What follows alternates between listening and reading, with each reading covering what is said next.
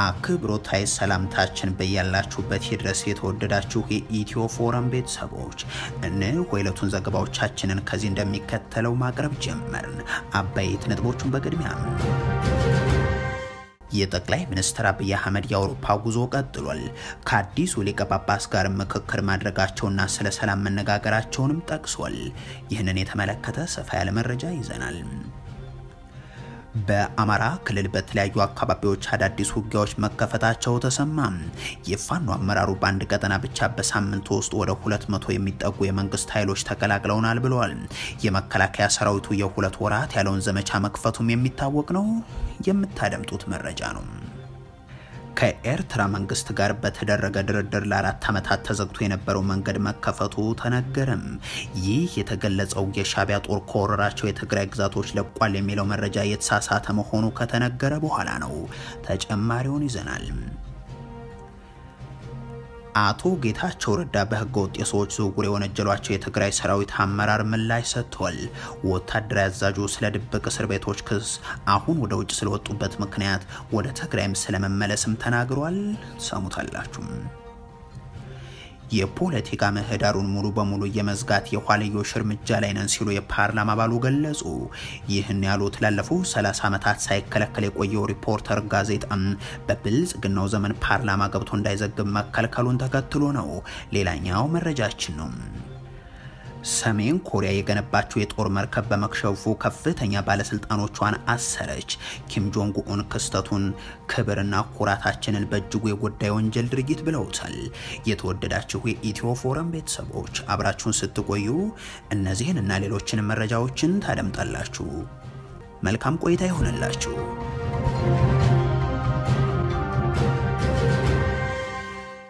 በአማራ ክልል የተለያዩ አካባቢዎች አዳዲስ ውጊያዎች መከፈታቸው ተነገረም። የፋኖ አመራሩ በአንድ ቀጠና ብቻ በሳምንት ውስጥ ወደ 200 የሚደርሱ የመንግስት ኃይሎች ተቀላቅለውናል ብለዋል። የመከላከያ ሰራዊቱ የሁለት ወራት ያለውን ዘመቻውን መክፈቱም የሚታወቅ ነው። የፋኖ ኃይሎች አንድ አደረጃጀት በምዕራብ ጎንደር ቋራ ተገናኝተው መመስረታቸውን ካሳወቁ በኋላ የመከላከያ ሰራዊቱ ደግሞ እስከ ሰኔ 30 ዘመቻዎችን በማጠናቀቅ በአማራም ይሁን በኦሮሚያ ክልል ወደ ካምፑ መግባት የጸጥታ ስራውንም ለክልሎች ማስረከብ የሚያስችል ዘመቻ ላይ ነው ማለቱ የሚታወስ ነው። ይህንን ተከትሎ የፋኖ ኃይሎች መገኛዎች ናቸው ተብለው ወደ ተገለጹ ስፍራዎች ባለፉት ተከታታይ ቀናት የሌሊት ጭምር ስምሪቶች እየተሰጡ ውጊያዎች ሲደረጉ ሰንብቷል። ይህ አሁን በቀጠለበት ሁኔታ በተለይም ትናንትና ዛሬ ደግሞ በበርካታ የክልሉ አካባቢዎች አዳዲስ የውጊያ ግንባሮች ተከፍተዋል። ከክልሉ ርዕሰ መዲና ባህር ዳር እስከ 7 ኪሎ ሜትር ርቀት ድረስ ባሉና በአዴትና በከተማ መካከል በሚገኙ እንደ ዴንሳ ባታና ወንዳጣ ባሉ ቀጠናዎች የተደረገው ውጊያ የሚጠቀስ ነው። ዛሬ ደግሞ የፋኖ ኃይሎች በቋራና መተማ ቀጠናዎች ጠንካራ ዘመቻ መክፈታቸውን ገልጿል። በሙር ተብሎ በሚጠራው አካባቢን ጨምሮ በማዕከላዊ ጎንደር ሻውራ እንደዚሁም ሌሎችም ቦታዎች ላይ ከትናንት የቀጠለው ውጊያ አለ። በደቡብ ጎንደር እስቴ ከመካነ ኢየሱስ ወጣ ብሎ በሚገኝ አካባቢ በጉዞ ላይ በነበሩ ወታደራዊ ተሽከርካሪዎች ላይ ተኩስ ተከፍቶ ከፍ ያለ ጉዳት ደርሷል። ከነዚህ ውጊያ ከሚደረግባቸው ስፍራዎች ባሻገር በአንዳንድ ቦታዎች የከተማ ውስጥ ጥቃቶች ጭምር መድረሳቸው ታውቋል። በሰሜን ሸዋ መኮይና መራሃቤት የቀጠና ዓለም ከተማ ውስጥ የደረሱት አብነት ናቸው። በጎጃም መርጦ ለማርያም ዙሪያ እንደዚሁም በሰሜን ወሎ ወልዲያ ቅርብ ርቀት ጉባ ላፍቶም እንደዚሁ የብልጽግናው መንግስት ከሰሞኑ በተለይም በደቡብ ጎንደር አካባቢ የፋኖ ኃይሎች እጅ ሰጡኝ ሲል ማሳወቁ የሚታወስ ነው። በርካታ ወታደራዊ አዛዦችም የፋኖ ኃይሎች ያበቃላቸው ናቸው ተጠናቀዋል ሲሉ በተደጋጋሚም ሲናገሩ ተደምጧል። ጀነራል ጌታቸው ጉዲና፣ ጀነራል አበባው ታደሰም፣ ሌተናንት ጀነራል መሐመድ ተሰማም፣ ሌተናንት ጀነራል ብርሃኑ በቀለ ወዘተ በየተራ ከሰሞኑ ወደ መድረክ ወጥተው ይህንን ተናግሯል። የፋኖ አመራሩ አስረስ ማረ ደግሞ የፋኖ ኃይሎች ከአራቱም አቅጣጫ ተሰባስበው ቋራ ላይ መክረው አዲስ አደረጃጀት መስርተው የተመለሱበት የመንግስት ኃይሎችን በገፍ እየተቀላቀሏቸው የቀጠሉበት ወቅት ላይ እንደሚገኙ ያስረዳሉ። በአንድ ሳምንት ጊዜ ውስጥ ብቻ በጎጃም ቀጠና ከ200 ያላነሱ የመከላከያ የአድማ ብተናና ሚሊሻ ኃይሎች ወደ ፋኖ ኃይሎች መቀላቀላቸውን ላብነት በማንሳት ከቀናት በፊት ከአሜሪካ በኩል ለፋኖ ኃይሎች ከቀረበው የሰላም ጥሪ ጋር በተያያዘ ፋኖ የመከላከያ ሰራዊት ወደ ካምፕ መግባትን ጨምሮ ቅድመ ሁኔታዎችን በዝርዝር ያስቀመጠበት ምላሽ ምላሽ መስጠቱ የሚታወስ ነው። ይህ የፋኖ ኃይሎች ምላሽ በሁለት መልኩ የታየ ሲሆን በአንድ በኩል ከአብዲ ጋር ማን ይደራደራል ሲሉ የነበሩ ኃይሎች ወደ ቅድመ ሁኔታ መጥተዋል የሚለው ይጠቀሳል። ሁለተኛው ደግሞ ያቀረቧቸው ቅድመ ሁኔታዎች ለአብይ አህመድ አገዛዝ የሚከብዱም ሊቀበላቸውም የሚችሉ አይደሉምና ተጨባጭ አይሆኑም የሚለው ይገኝበታል። የፋኖ አመራሩ ግን አብይ የሰላም ኃይል አይደለም፣ ነገር ግን ለዓለም አቀፉ ማህበረሰብ ጥያቄዎቻችንን ግልጽ ለማድረግ አቀርበነዋል ይሉና በመሰረታዊነት ግን ፖለቲካዊ ቁርጠኝነት ካለ የሚመለሱ ጥያቄዎች ናቸው ይላሉ። አብይ አህመድ ለዛ ነገርም ዝግጁ እንዳልሆነ እናውቃለን። እያወቅንም ጭምር ግን ለዓለም አቀፉ ማህበረሰብ መረዳት ስላለበት ጉዳዩን ማወቅ ስላለበት የኛን ሪል ኢንቴንት ሐሳብ ማወቅ ስላለበት ነው በዛ ልክ ዘርዘር አድርጎ ለማቅረብ የተሞከረው። ከቅድመ ሁኔታዎቹ አንዱንም መፈጸም አይፈልግም። አብይ አህመድ መፈጸም የሚፈልገው በደላላ በሽማግሌ በቄስ በመነኩሴ እያንዳንዱን የፋኖ አመራር ታጋይ እያታለለ ከትግል ሜዳ ማራቅን ነው እንደ ፕሮጀክት አድርጎ ሊሰራበት ጥረት እያደረገ ያለው። በሱ መንገድ የሚሳካ አንዳችም ነገር የለም። የተቀመጡት ቅድመ ሁኔታዎች ሊፈጸሙ የማይችሉ አይደለም። ፀሐይ በምስራቅ ሳይሆን በምዕራብ ትውጣል ወይም ሌላ ከተፈጥሮ ጋር የተቃረነ ጥያቄም አላቀረብንም ወይም ሀገር ይፍረስ የሚል ጥያቄም አላቀረብንም። ያቀረብናቸው ጥያቄዎች ሙሉ በሙሉ ፖለቲካዊ ጥያቄዎች ናቸው። ፖለቲካዊ ኮሚትመንት ያለው አካል ያለው ግለሰብና ቡድን መፈጸም የሚችላቸው ናቸው። አመራሩ አክለውም የአብይ አህመድ አገዛዝን የኢትዮጵያም የሱዳንም የኤርትራም የጅቡቲም ህዝብ የህልውና አደጋ ስለሆነም በጋራ የምናስወግድበት ሁነት መፈጠር አለበት ሲሉም ተሰምቷል። ኢትዮጵያውያንን ለስልጣኑ መጽናት ሲል አሜሪካ እንዳረጋገጠችውም የራሱን ህዝብ በድሮን የሚገድል ነው፣ የቀጠናው ሀገራትን ደግሞ ለላኪዎቹ የተባበሩት አረብ ኤሚሬቶች አጀንዳ ሲል የሚል ምክንያትን በማቅረብ የጠቅላይ ሚኒስትር አብይ አህመድ የአውሮፓ ጉዞ ቀጥሏል። ከአዲሱ ሊቀ ጳጳስ ጋር ምክክር ማድረጋቸውና ስለ ሰላም መነጋገራቸውንም ጠቅሷል። ብዙዎቹ የጦርነት በሚል በጠሩት የአውሮፓ ጉዟቸው ስለ ሰላም ከሮማ ካቶሊክ ቤተክርስቲያን ሊቀ ጳጳስ ጋር መምከራቸውም ተሰምቷል። ጠቅላይ ሚኒስትሩ ከፈረንሳይ የጀመሩትና ጣሊያን የደረሰው ከዛም እንደ ለንደንና በርሊን እንደዚሁም የስካንዲኔቪያን ሀገራት ድረስ እንደሚዘልቅ የሚጠበቀው ጉዟቸው የገንዘብ ድጋፍ ፍለጋ ከኤርትራ ጋር እየተዘጋ ጁበት ነው ስለሚባልለት የቀይ ባህሩ ጦርነት ወይንም ደግሞ ዳግም በሀገር ውስጥ ሊከፍቱት ይችላል በሚል የሚሰጋው ጦርነትን የተመለከተ እንደሆነም በርካታ ዲፕሎማቶች አስተያየት ሲሰጡበት ቆይተዋል። ጠቅላይ ሚኒስትሩ በፈረንሳይ ፓሪስ ከኢማኑኤል ማክሮን ጋር የነበራቸው ንግግርን ተከትሎም በመገናኛ ብዙሃን እንዳይጠየቁ ያስከለከሉበት ሁነትም ይህንን ያመላከተ ሆኗል። ዛሬ ደግሞ ወደ ጣሊያን ተጉዞ ካገኟቸው ውስጥ በቅርቡ የተመረጡት ፖፕ ሊዮ 14ኛ ይገኙበታል። ጠቅላይ ሚኒስትሩ ከባለቤታቸው ጋር ሆነው ለሊቀ ጳጳሱ የወሰዱላቸው ስጦታ ደግሞም ቡናና ማር እንደሆነ ሲናገሩ ተሰምቷል። ፖፕ ሊዮ በበኩላቸው ለጠቅላይ ሚኒስትሩ ሲያሳዩቸው የነበረው ፖፕ ፍራንሲስ ስለ ሰላም ያስተላለፉት የሰላም መልእክትና ሌሎችም የሰላም ሰነዶችን ነው። ስለ ሰላም ደጋግመው ለጠቅላይ ሚኒስትር አብይ አህመድ ሲነግሯቸውም ተሰምቷል። ለ5 ዓመታት በላይ ከራሳቸው ህዝብ ጋር የሚዋጉትና ሌላ የጦርነት ጉዞ ላይ ናቸው የተባለላቸው ጠቅላይ ሚኒስትር አብይም ከጳጳሱ ጋር በነበረን ምክክር ለዓለም ሰላም ያለንን የጋራ አቋም አሳይተናል ብለዋል። ጠቅላይ ሚኒስትሩ በዛው በጣሊያን ካገኟቸው ውስጥ የህዳሴው ግድብ ተቋራጩ የጣሊያኑ ኩባንያ ሳሊኒ አመራሮች ይገኙበታል።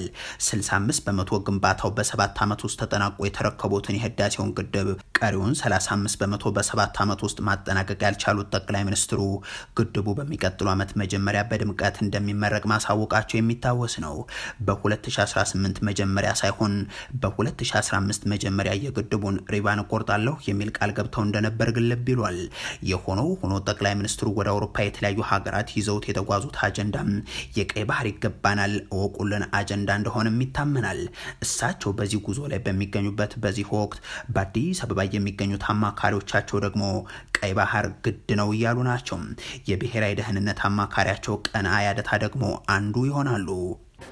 We have natural rights, historical rights እና ይገባናል ማለት ነው። ኢትዮጵያ በምስራቅ አፍሪካ is anchor state በጣም በጂኦግራፊካል ፖዚሽናችንም በህዝብ ብዛታችንም በታሪካችንም ቦታው ይገባናል።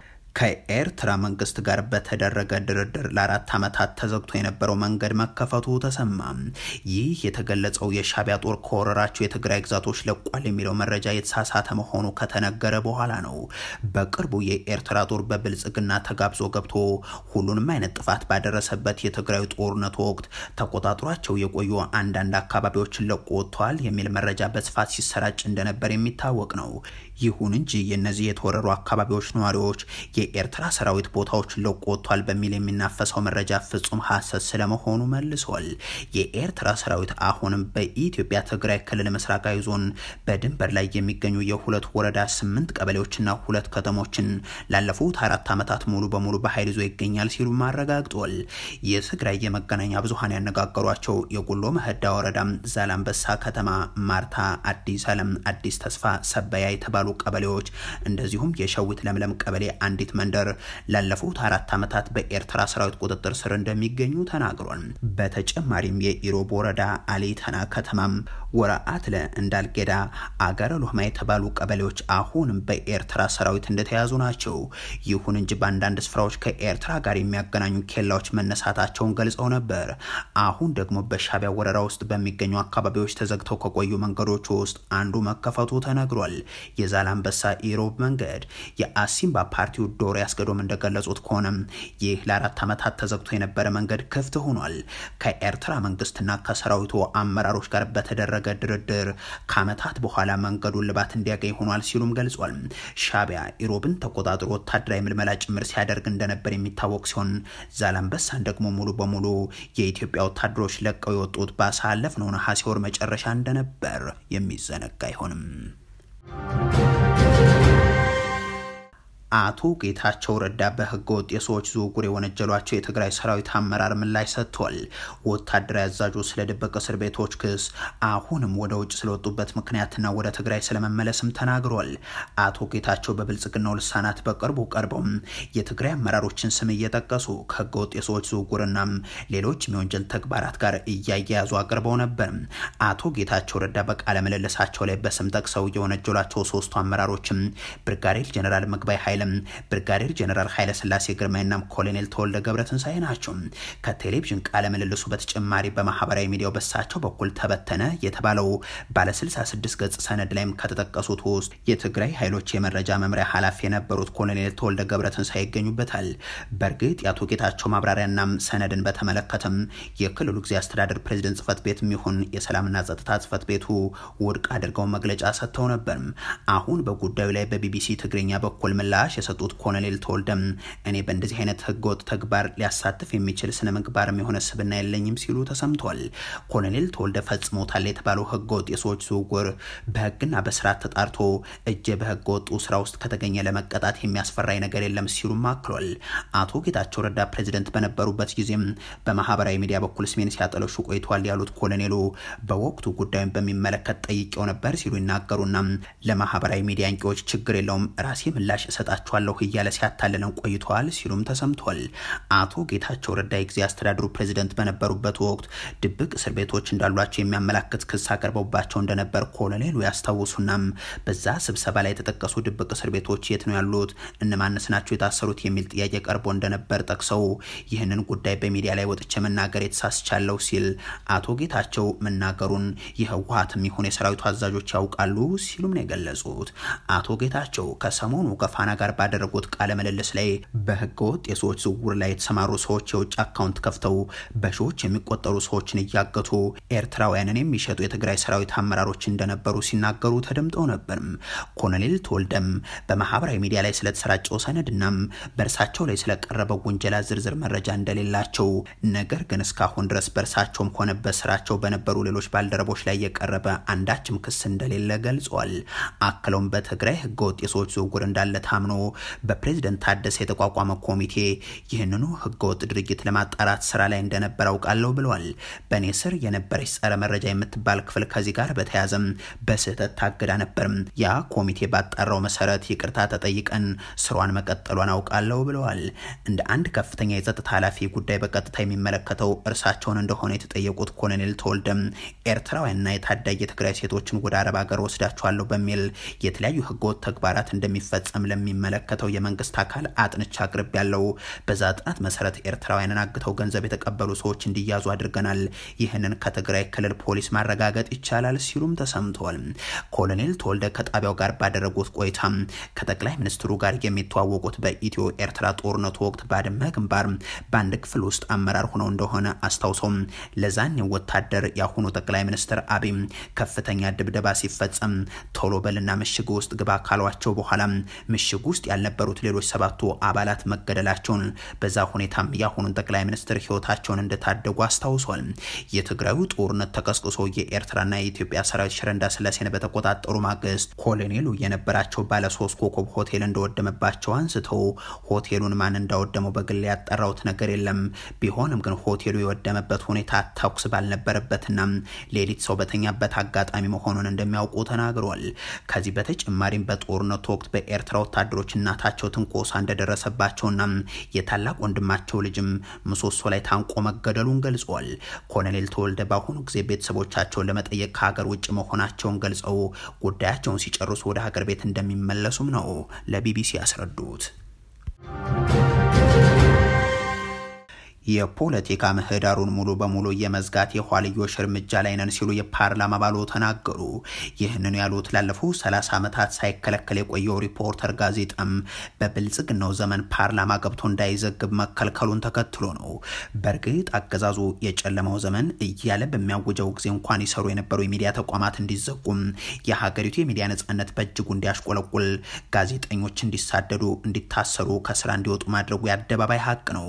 አሁን ደግሞ ላለፉት 30 ዓመታት በተወካዮች ምክር ቤት ተገኝቶ ዘገባዎችን ሲሰራ የቆየው ሪፖርተር ጋዜጣ ፓርላማ ገብቶ እንዳይዘግብ መከልከሉን አሳውቋል።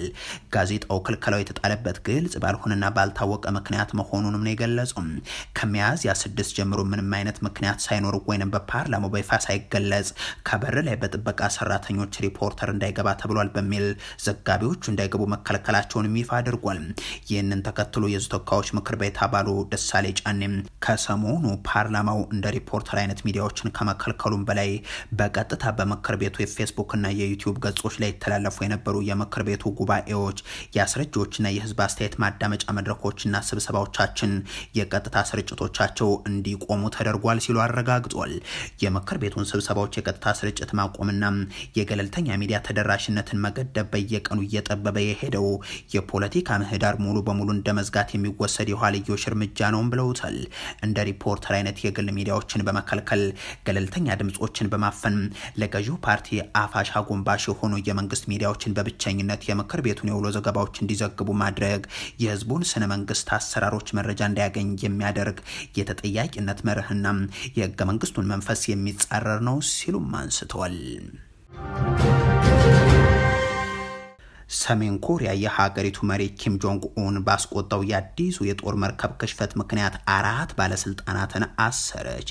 5000 ቶን የሚሸከመው የጦር መርከብ በመገልበጡ የተነሳም ውሃ ላይ የሚያርፈው ዋነኛው የመርከቡ ክፍልም ተጎድቷል። ኪም ጆንግ ኡን ይህንን ክስተት የሀገሪቱን ክብርና ጉዳትን በእጅጉ የጎዳ የወንጀል ድርጊት ሲሉ ገልጸውታል። መርከቡ በባለሙያዎች ቡድን ጥገና እየተደረገለት እንደሆነም ተገልጿል። የፓርቲው የማዕከላዊ ወታደራዊ ኮሚሽን አባል የሆኑትን ግለሰብ ጨምሮም በዚህ ክስተት ምክንያት ከፍተኛ ባለስልጣናት መታሰራቸውም ነው የተሰማው። የታሰሩት ባለስልጣናት ምን ቅጣት ሊጣልባቸው ወይም ሊያጋጥማቸው እንደሚችል ግን አልታወቀም። ነገር ግን የሀገሪቱ አምባገነናዊ መንግስት ጥፋተኛ ሆኖ ያገኛቸው ባለስልጣናትን በግዳጅ የጉልበት ስራና በሞት ጭምር እንደሚቀጣ ይታወቃል። በሰሜን ኮሪያ በሀገር ውስጥ የተፈጠረ አደጋን ለህዝብ ይፋ ማድረግ ያልተለመደ ቢሆንም ከዚህ ቀደም የተወሰኑ የከሸፉ የሳተላይት ማምጠቅ ሙከራዎችም ተገልጸው ያውቃሉ። የተወደዳችሁ የኢትዮ ፎረም ቤተሰቦች ለዛሬ ያሉን መረጃዎች ይህንን ይመስሉ ነበር። አበቃን። ቸር ያሰማን።